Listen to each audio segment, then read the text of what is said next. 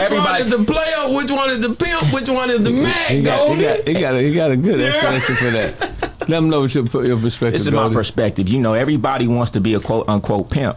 But what people don't understand is that's not the only player in the game. It's a lot of players in the game. It's the player, it's the Mac, it's the hustler. You know, it's the whole hustler. You know, he just coming in doing what he's doing.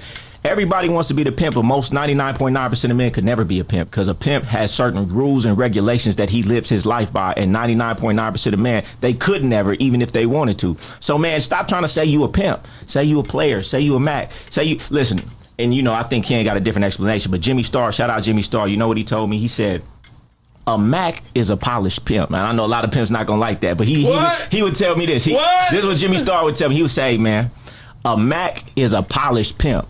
See, a pimp know how to do one thing. You know, pimp on hoes. He might have a couple girls in the strip club. The Mac own the strip club. The Mac got businesses. The Mac got skills. You know, the Mac can do all things. The pimp can only pimp. Now, you got to ask Ken about that, but you don't got to call yourself a pimp. You could be a player. You could have control of your household and control of your woman and be a real man and stand on business, right? And you ain't got to call yourself a pimp. Be okay with just being a player. You know what I'm saying? So, Goldie, you a player. I'm a player. I've never been a pimp. I ain't never been a pimp. A real player. I'm just a player, man, which is a real man, because before anything, like Dre say, before anything, you got to be a man first. Before you're a pimp, before you're a lawyer, before you're a doctor, you got to be a man first with principles. Let me break it down to you.